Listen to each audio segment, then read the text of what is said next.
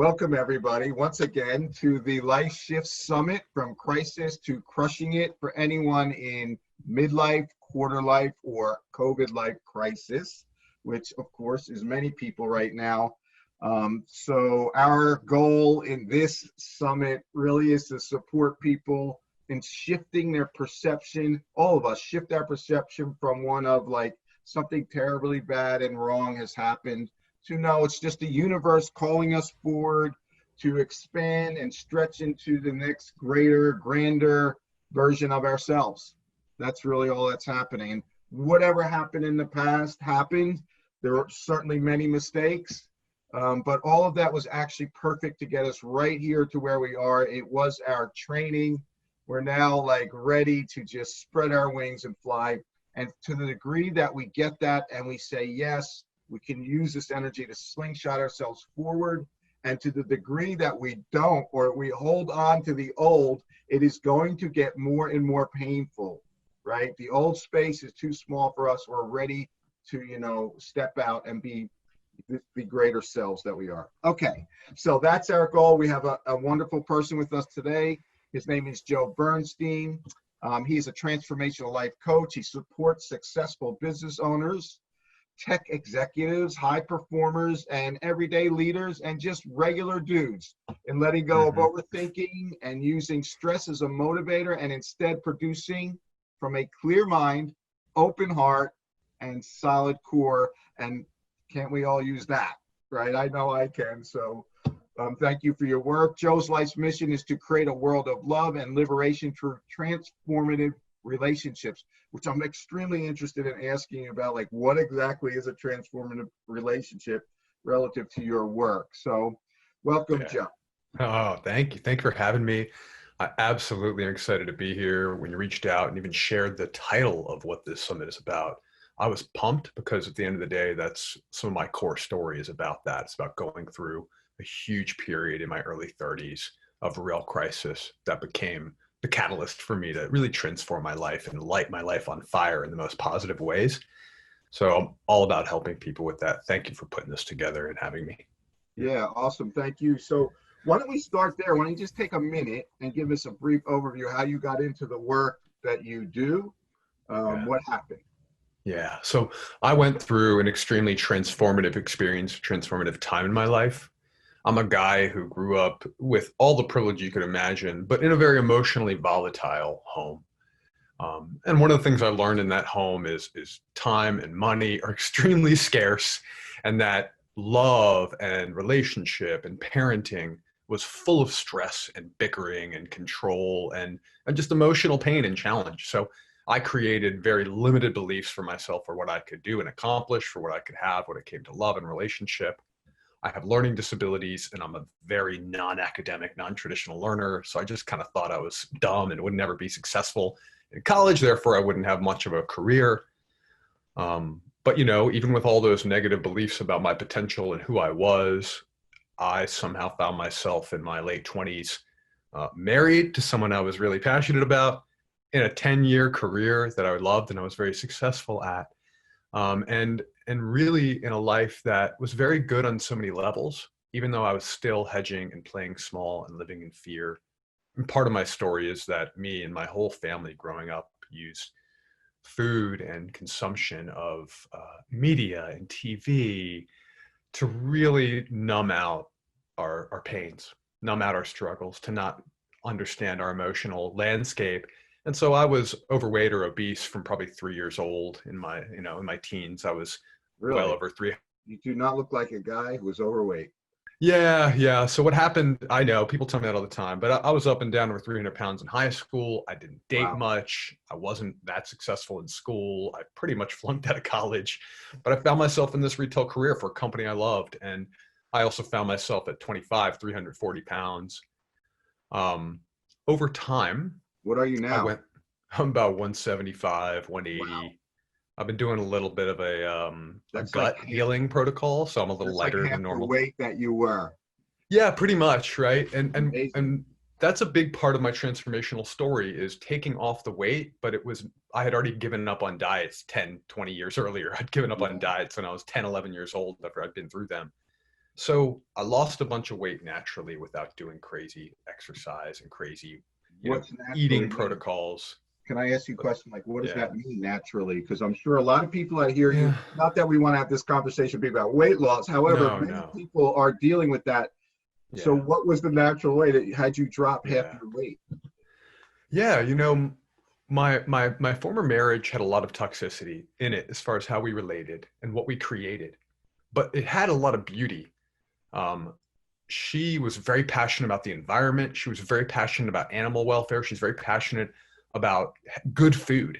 So what happened was I learned the pleasures of enjoying the environment, enjoying outdoors, and enjoyed the pleasures of being a good steward to animals. So we ended up fostering dogs and ended up enjoying the outdoors and hiking and eating really well, better than I'd ever eaten in my life as far as quality. So when we started getting rocky, I had already lost about 80 pounds, just transforming my relationship to my own values. Mm. Then when we fell apart, when we broke apart very tragically and put me into crisis, one of my reactions was to really decide that I could understand and love my body for the first time and to really understand how to manage anxiety and mood and energy with food and exercise. And that launched into the next 60, 70, 80, 90 pounds of weight loss happening.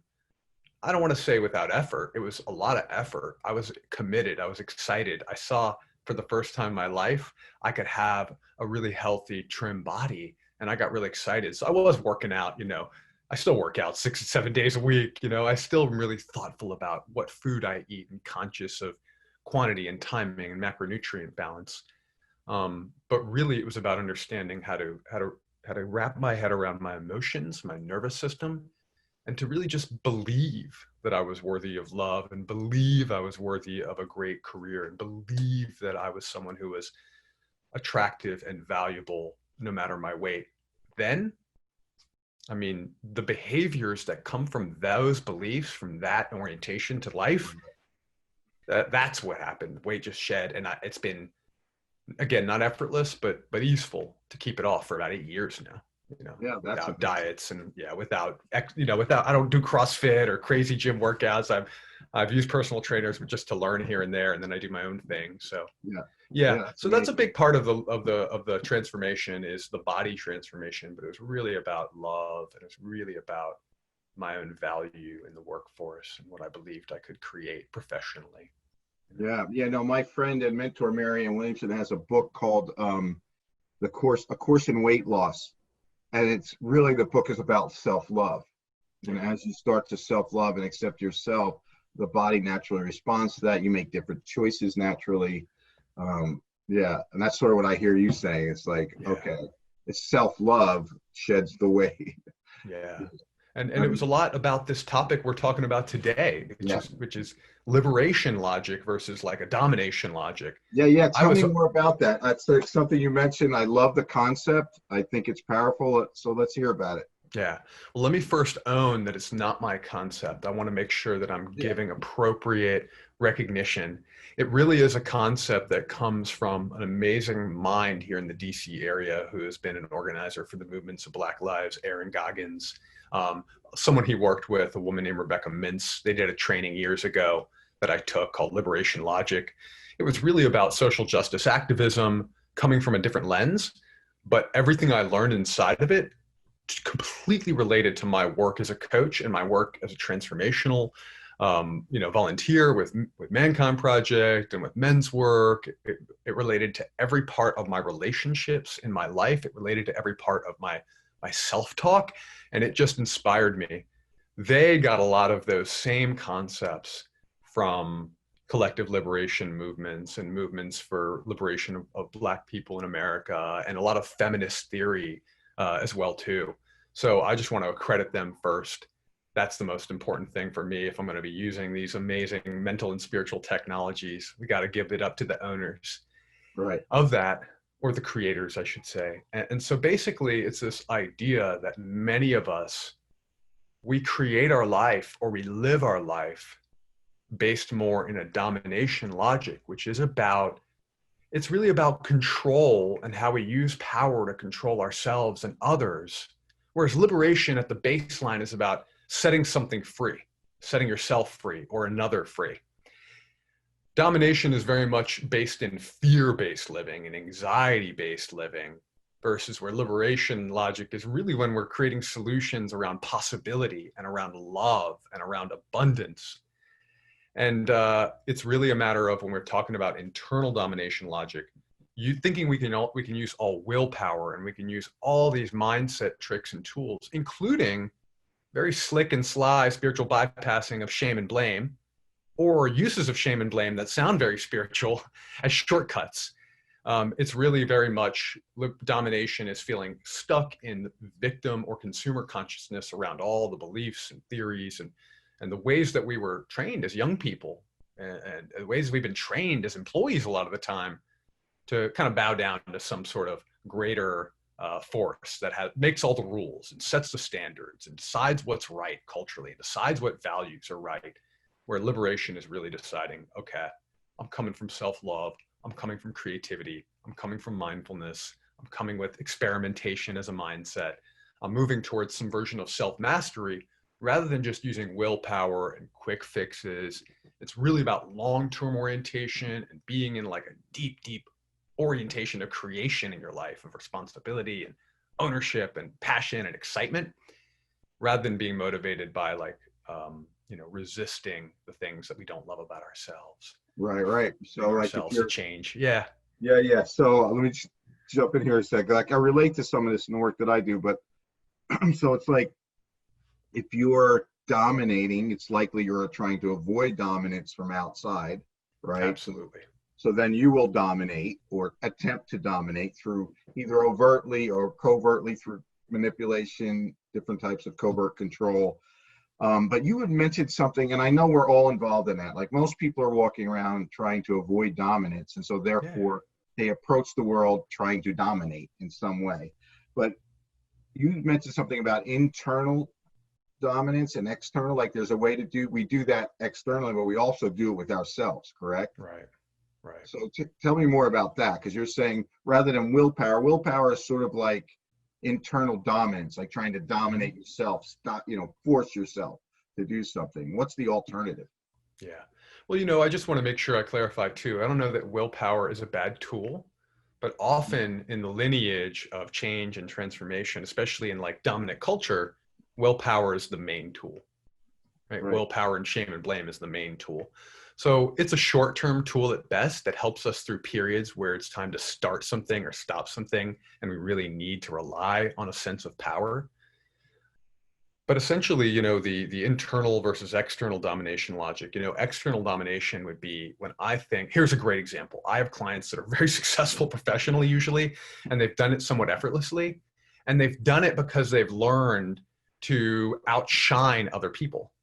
They've done it because they've learned to make sure to position themselves as having higher and more value than another person or than the competition, right? Even as coaches, like there's coaches that are afraid to interview other coaches or to promote other coaches and things like that because we're afraid of competition being what we need. We need to dominate someone in competition. We need to be better than them.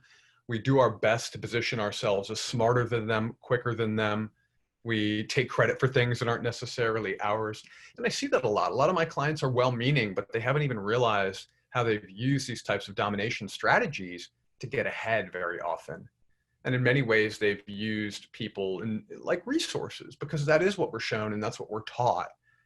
And so that's the external logic, but then they're doing that to themselves. They're also keeping themselves from thinking that, oh, I really deserve to ask my partner for this kind of thing or that kind of thing in the bedroom only when I've done well enough at work and only when I've worked hard enough, or I've earned my time, my downtime with my kids. Like that's one that drives me crazy. For someone to think that they've worked hard enough to spend time with their kids unburdened feels real. And I'm not a parent yet. I'm going to be soon, I hope. But that feels so burdened to me. It feels so dominating of oneself to me.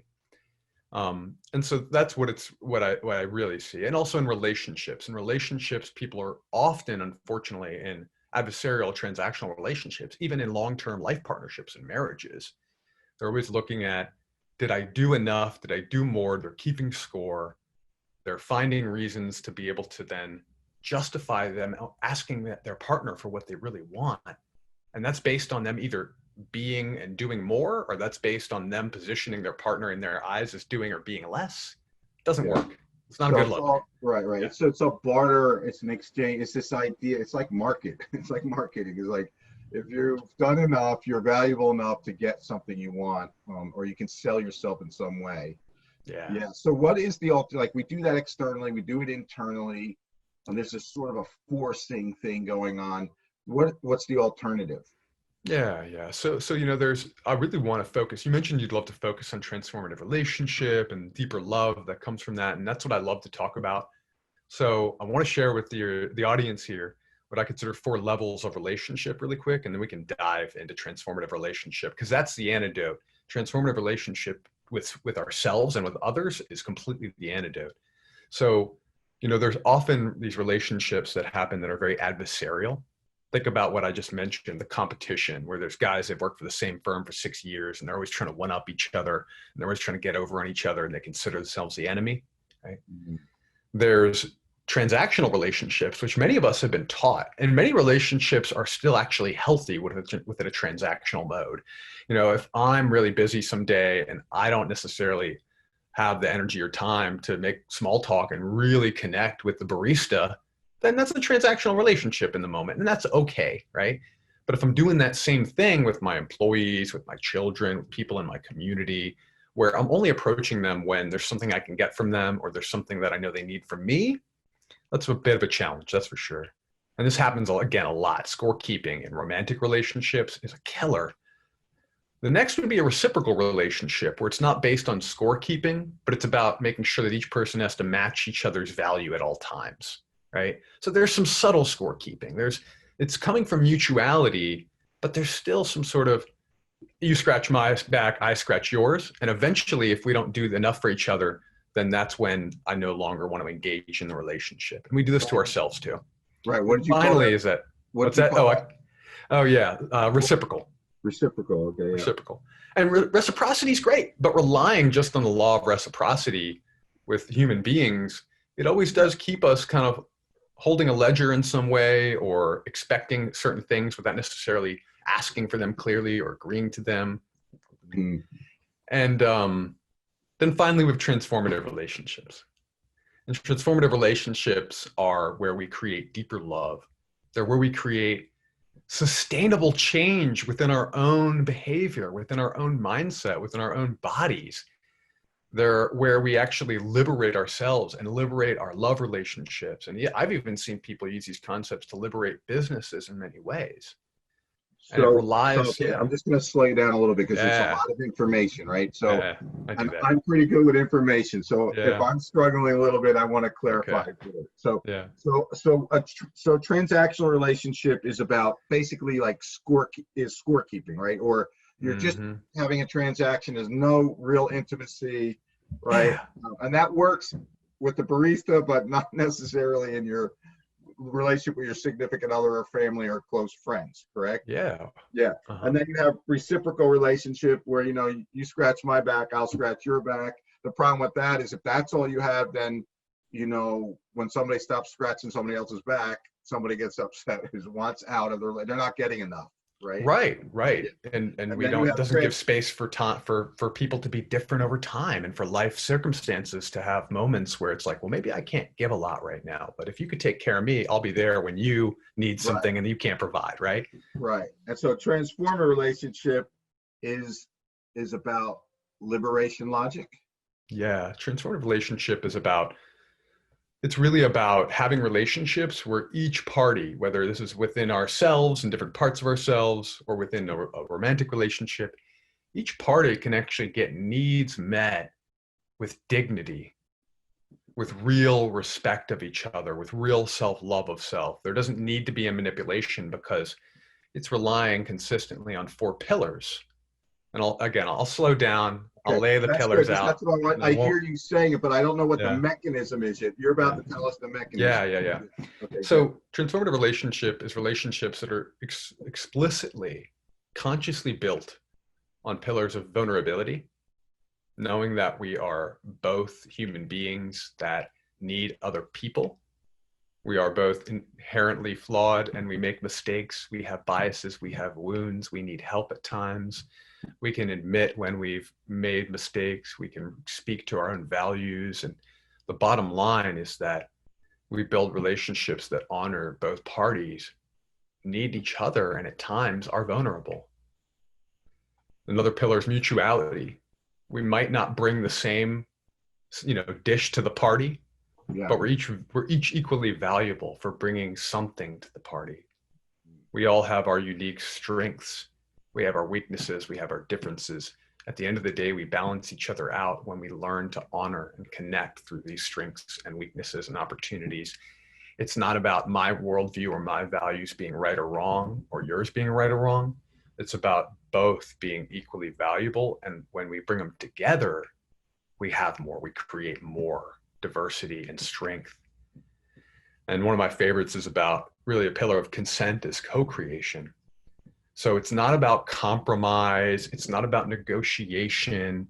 It's about everyone really bringing their needs, their desires, their wants to the table and being creative to make sure we're never in a zero-sum game. We're never in necessarily a give and take. We're in a co-create. Let's say I have a perfect example of this later if you want to dive into it. And then the last pillar is just something, again, borrowed from very feminist theory, which is use of the erotic, which is about using pleasure in all five senses and embodied experiences and feeling and food and art and music to enrich our minds and our spirits and engage in experiences together that are fundamentally human and no longer trying to control our needs for joy and pleasure and connection, not trying to cap even our struggles and griefs, not trying to cap our elation and our passion, having the whole human, if you will, connected through eros, right? Through full experiencing of the body and intuition and all the other wisdom that's below the head level. So those are some of those pillars, and there's plenty to talk about within that as well too. Yeah, good. So I'd like to also consider this inside the context of, moving out of a crisis into crushing it, which just means really out of being collapsed in your fear about change and actually stepping fully into the change in a powerful way. I think, especially if you're speaking into, this COVID thing that's happening right now, and then all what's happening with racism and with the protests. And so there's a much bigger picture here that I didn't originally intend this, summit to be about, but we're in the middle of it, and this is the perfect time to talk about it, right? But these ideas of transforming a relationship and these pillars you're talking about are perfect for what we're in. And how do we move past what we're, experiencing right now? So I love the idea of mutuality, vulnerability, absolutely. You can see where there's no vulnerability in the world right now, where there's definitely a need to dominate happening. And the one I'm really particularly interested in is the radical, what I call, you said last time you and I talked about radical consent. Right. Yeah. And so what does that mean? Yeah. So, I've been inspired in many ways by understanding consent at a deeper level. People often have used the language of consent, especially the last few years, to talk about sexual consent. But really, consent is such a broader, respectable, liberated human philosophy of how we can work than just sexual consent, right? But basically, consent meaning that we are being really thoughtful to never keep things hidden. We're being thoughtful, to never keep things hidden if they're part of some sort of way of getting your way, right? To really openly and honestly share our needs, our wants, our desires, to be able to always say yes or no or maybe, or how about a third option, so that essentially, let's say it's me and my partner, right? You know what? Let me just use this example as radical consent as co-creation. A year and a half ago, met the love of my life. We have been co-creating the most liberated and juicy and amazing and loving relationship on so many levels. We're about to move in together. And if you're familiar with attachment styles, I like Totkin's version that he talks about, or I don't know if it's his version, but I last heard it in his books, where he talks about the island, the wave, and the anchor. Well, we're both pretty anchory. We're both pretty stable in our attachment. But at times of insecurity or feeling tired or feeling sick or just being over worried about something, I'm more of the wave. I'm going to crash into things. I want to be with my partner. I want to fight it out. I want to discuss what's going on. I want to get to the bottom of stuff. My partner's more of the island. She needs her alone time. She needs her space. She needs to kind of let herself relax and be unburdened. So with moving in, you know, she's never lived with a partner. She has all these questions, and she openly said to me, "Hey, sometimes when I've put stress on myself, because she's also a semi-professional cyclist and she's a current PhD candidate, and she's got a really just huge work ethic. So she puts all this pressure on herself. She says, sometimes I just want to be in my room and be alone and be cluttered and have stuff everywhere, right? And just let off the pressure." And she said, "I'm worried because Joe, right, talking to me, I love things neat. I like things zen. I don't like to have anything scattered. It's chaotic to me. It's actually triggering of trauma to me from growing up." So she was like, "Well, I don't know what to do because I might want this, but it's going to be your room." So we came up with this whole strategy where it's like, I get my office and my studio and I get to design it in a way where I'm going to love it. It's totally my space. And so when she needs her alone time to kind of decompress and be in her little moment, she's got it. But then I also said, and what if actually in those moments, it became a time for me to help you feel more taken care of? What if you've never had someone who said, let me take 2 minutes, clean up the environment, let me go make you some tea, and then I'll give you some space.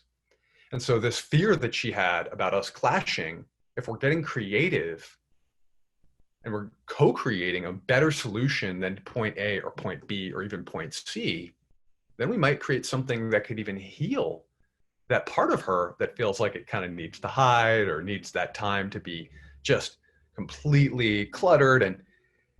And so essentially that was a moment where we're talking, and we have had dozens of these over the last month as we're talking about moving in together, is these dozens of these moments where it could either be my side or her side or my needs or her needs. And instead we both take the lead. One of us takes the lead, me or her, and just goes, okay, how do we co-create something even better? How do we heal ourselves through these challenges rather than just keep on doing our own styles of protecting ourselves? Does that make sense for the radical consent as co-creation? Yeah. I don't want to force my way. I don't want her to force her way. I believe that we can come up with something where she can fully consent. It's not a compromise, and I can fully consent. It's not a compromise. I get that now. So the co-creation part. So being creative and coming up with ways that you can consent to something you might not normally, or something you're worried about consenting to, and that you're working that out together. Yeah, I got it. That's a transformative relationship. Yes, absolutely. All right, good. And then use of the erotic.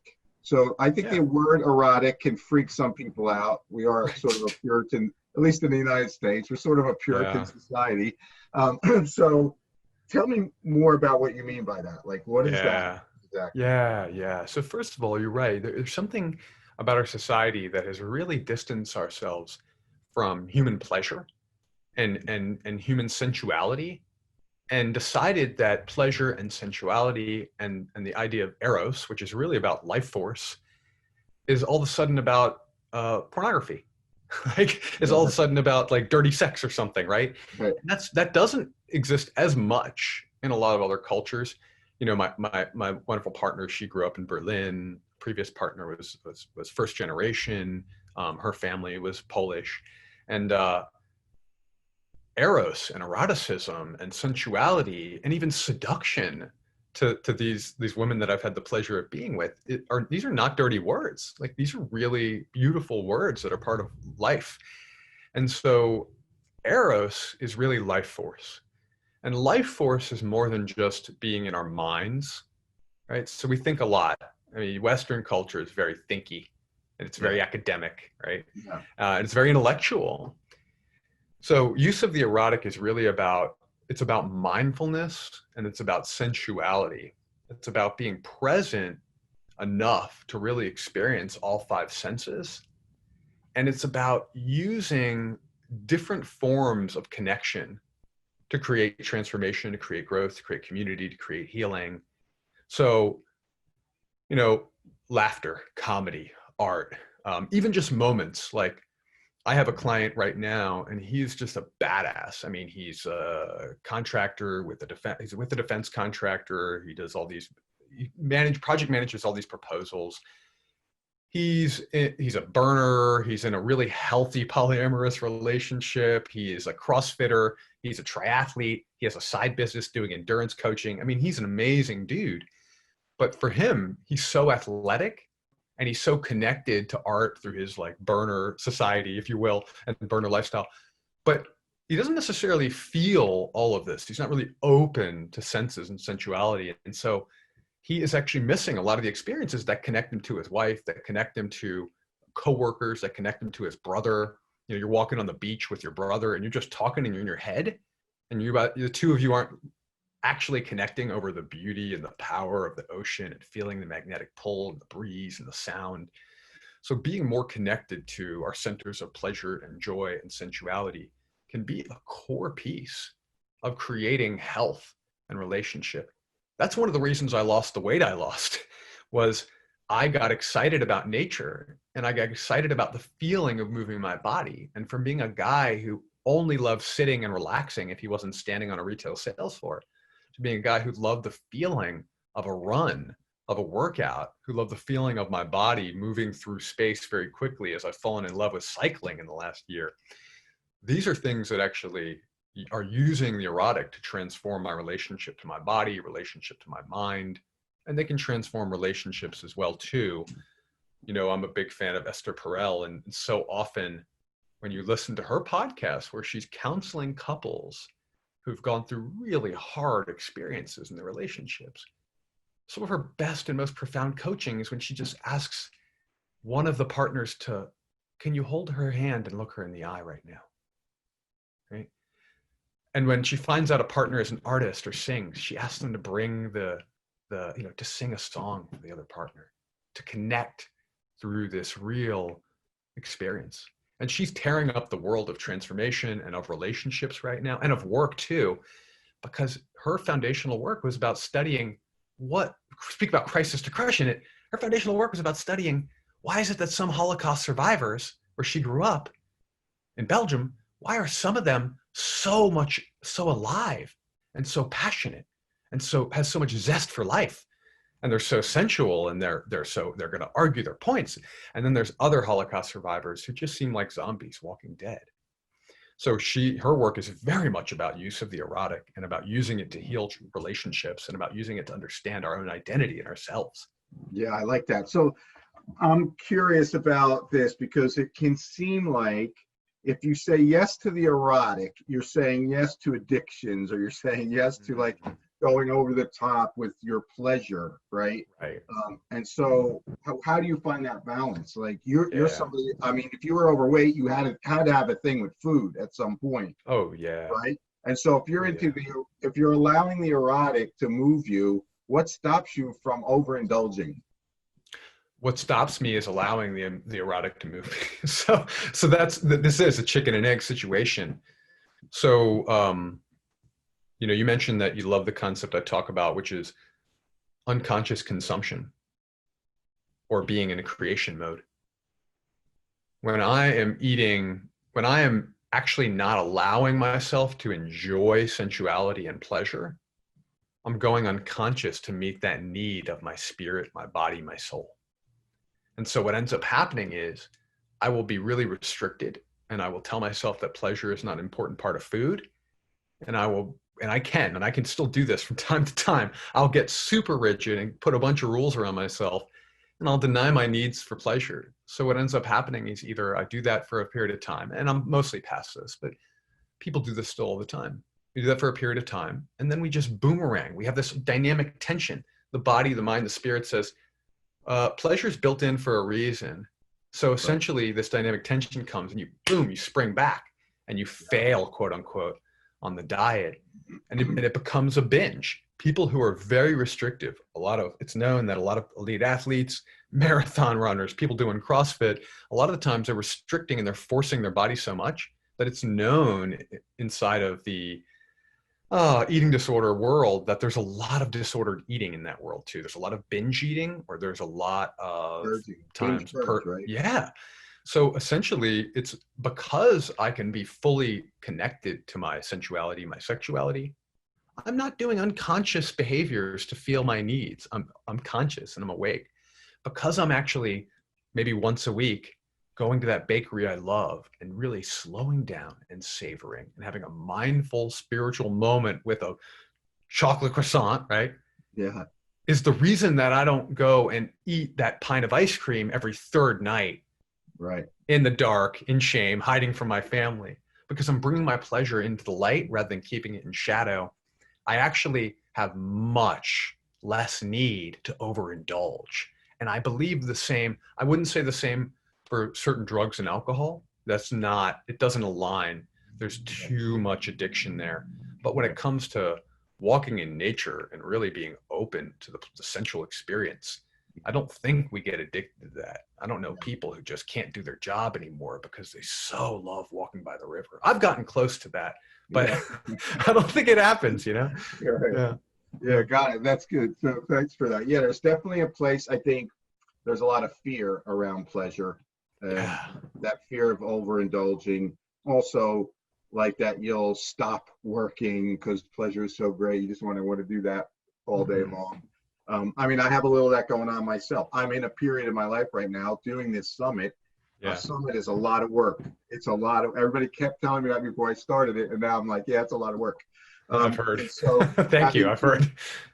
yeah, having to anchor down and do this. So I haven't been experiencing a lot of pleasure while, over the months of managing this. So, and I know there's probably a better, more balanced way to do it, but I've experienced that thing. And I think a lot of people in the world right now, a lot of my clients, I have a team, a power, what I call my power cluster, which is a group of 8 people that I coach as a team. And I'm coaching them to get clear about their passion, their purpose, their life mission, right? What's their big project in their life, their primary goal, all that stuff, Yeah. getting really clear about it, moving forward. But I know in the middle of all of what's happening, so the COVID thing happened in the middle of this team coming together. And so Mm. people are like sort of locked in their houses and they're not having experience they normally have. And I think a lot of people are doing what you're talking about. And I know my team struggles with this. I've struggled with it, but of going unconscious and like pleasuring myself unconsciously, like binging on food, Yeah. as a way of sort of numbing out the aloneness or numbing out, what's going on right now. I think that's happening a Sure. lot.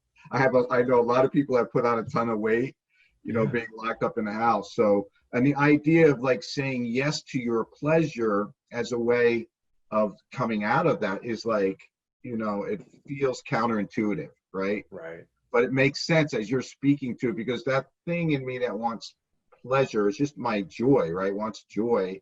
Yeah. It's going to guide me towards joy. And I'm sure it has a way of saying, I've had enough of this now. Let's go over Yeah. here, right? But when you're unconscious, it's just like constantly trying to stuff that pain or that hole, right? Stuff it down. So yeah, Exactly. It's about being conscious in what we create and conscious in what we consume.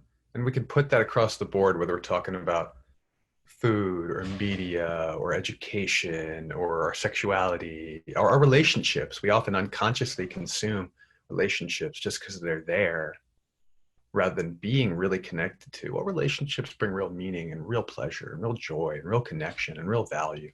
Yeah. Yeah, interesting. Okay, so moving forward, talking like maybe looking a little closer at applying this to what's happening right now, with people who are maybe in a quarter life crisis. I mean, what Yeah. you went through, I would consider quarter life crisis. Totally. And just to get clear with everybody, I say this, I've been saying this in most of the interviews, but the only real difference between quarter life crisis and midlife crisis is the time that it's happening. It's the same thing, right? But it's Yep. tending, you probably see this in your world, but in Yeah. your work with men, but it's just that midlife crisis tending to happen earlier and earlier. The reason they call it midlife crisis is because you're at that stage in life where it seems like you're about midway through an average lifetime. Right. Start thinking about things like, I'm going to die. Yeah. Have I done what I came here to do? What's life about? What am I about? Why am I here? Does any of this that I'm doing matter? Those are things you tend to think about. And then you could get collapsed in that and be like, no. And if you come up with, I don't see how this has a value or how this is anything special in the world. Why am I doing it? Or why am I living my life like this? Yeah. That can lead to a collapse, right? And so that's happening earlier and earlier because our society is moving so much faster and there's a lot of switching up. So back in like my father's day, you had your job, you stayed in that job with that company for most of your life. Yeah. Right now, people are going every 4 or 5 years, whatever, to the next job to go up a level or whatever. And they're getting a lot of experience in a short period of time. And that's leaving a lot of people going, okay, what's the value in this? Right. Yeah. And so I don't think that's a wrong moment. That's a right moment. Asking that question is never wrong. It can be painful and scary. Right. Yeah. And so you had it a little earlier in your life than many people have it. And what's happening now is you go through it multiple times. There's not just one midlife crisis. It's like every so many years, you're going to it's time to level up or go up to the next level. Right. Don't see it, you get stuck, right? And you're going to be in pain. So knowing that, a lot of people have sort of been moved even quicker into that as a result of what's happening with, the pandemic. Absolutely. Right. So you've been forced to back yourself up into your little cubicle, into your house alone, left with time to think about your life. Maybe you're not working right now. It's like, okay, you're going to evaluate. That is what's going to happen. Right. So using some of what you do, the information you're talking about, let's talk to people from that perspective. How do you apply this in a way that moves you out of being collapsed into taking action and expanding? Yeah, absolutely. So the very first, that's totally astute and correct. I believe in what you just shared. We are in a moment where globally change has been thrust upon everybody. There's extraordinary uncertainty about our health, about our security, meaning like our financial well-being as individuals and as nations and globally. It's clearly showing with much more of a magnifying glass the inequities structurally that are set up in our world that are causing a lot of challenge and pain. So right now, almost every human I know and talk to is in some sort of cave of transformation. Yeah. Is in that cave, is in that place where the hero's journey, whether we willingly or unconsciously walk in and it's dark and we have to slay some sort of dragon to get out on the other side to bring the gifts of the crisis back. So first thing is, we work on mindset. I let people into some theories that really help frame their work of change. One is simply James Hillman's acorn theory, which is, of course, explaining how all human beings have the capacity for unlimited potential and a tremendous amount of life. But just like acorns, the only acorns that become these powerful, massive oak trees are the ones that actually get blown away and rained on and buried by a squirrel and shat upon. And, the ones that get fertilized are only the ones that ever germinate. So letting people know that when they are in crisis, whether it's crisis that's happening now or whether it's experiences of trauma or challenge or setback or failure from the past, we're going to learn to retool the way you see them. We're going to learn to retool them and look at what you've learned, how you've grown, the opportunities that are showing up. It's about helping people tactically move from the lens of the consumer or even the victim. Sometimes people end up in the victim in the Cartman drama triangle. Very often they're in that drama triangle. It's helping them see the possibilities of being the creator and taking full responsibility and ownership for their life. So that's number one. It's the whole empowerment dynamic that David Emerald has made so popular, especially in the coaching and therapy industry, is moving from the Cartman drama triangle of victim, perpetrator, and rescuer to creator, coach, and challenger. So it's really about how people orient towards and see their challenges. And honestly, good coaching work, as I know is just continuously having the problems that people show up with in their mindset and in their life, and finding ways to keep turning them into projects that move towards possibilities. So really that's it. The problems and the pains, we're just constantly transforming them into projects and possibilities. We're doing that by setting up very consistent practices and processes and experiments so they can actually try new things on through the lens of their own values, their positive beliefs. So I really start with people in getting a foundation. We work deeply on values, understanding their values, values alignment, and deeply on what I call emotional competence, because this could be another interview between us, Mark. Emotional intelligence is not enough. In fact, it's a bunch of BS. And emotional competence moving towards emotional mastery, which is really what we work on. And often my clients, they're in a place where their mind dominates them. They're overthinking, they're overstressed, they're very top heavy, they're extremely intelligent, extremely intellectual. And so thinking linearly, if that's a word, I don't know if that's a word, has become their tool for everything. And so it's allowing them to think with complexity and to feel with their body. And I will train people I work with, whether it's men or women, to actually slow down, feel, do body scans, to do mindful eating, to do slow walks, the things that allow them to actually experience more of their intuition and their full humanity through the body. So they're less anxious, they're less thinking oriented, and they're more using their full experience of emotion and sensation and knowing their values. And a lot of it is just through communication, teaching communication skills, empowered communication skills in their relationships with their bosses, with the people in their life that matter, their family. Yeah, thank you for all of that. I think that's a lot, but it's really astute, as you would say, and it's spot on. I like the thing about you said problems to possibilities to projects. Yeah. I think that's the 3 Ps. I'm going to steal that. It's similar to work that I do, but there's a reason you're having the problem, and it's meant to get you somewhere. If you turn it into possibility, then a project, which is active, you're actively manifesting something.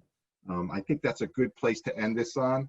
Sure. Taking your problem, whatever it is right now, thinking about what is the possibility inside that, what is this thing trying to get you to pivot into, and then what big project is what's in my power cluster. We have them come up with their big project. Yep. And you have 6 months to establish this big project. If you put your attention on that, that'll suck you right out of crisis and collapse, right into expansion. So yeah. Exactly. And that's what happened personally for me, because I went through this divorce and I went through this moment where I realized my first career was about to end. And I decided, what's the project? The project is Joe can take ownership of his life. And it's been a project for the last 8 years. So I love that. Pains and projects or pains and problems into possibilities and projects. Yeah, I like that. Pains. I missed that part. Okay, Oh, yeah. So I did the same with this work. That's how I came up with the power cluster. I was doing fine in my work, but I was feeling a real sense of there's more than this to what I do, and it's what is it? And it was like this big problem. Like, what's next? And I went on a 9-day fast and meditation every day, and through that process, I got really clear about my next move, which is what I'm doing now with the power clusters. So anyway, awesome. Great to talk to you. I love you, brother. Man. You have a lot to offer, a lot to give people. So I'm very excited to speak to you. Let's definitely stay connected. We'll talk again. Thank you. Thank you very much for having me. I really appreciate the talk. And I'm just glad that you're doing this. Can't wait to hear some of the other interviews. Yeah, awesome. Thanks, man. Take care.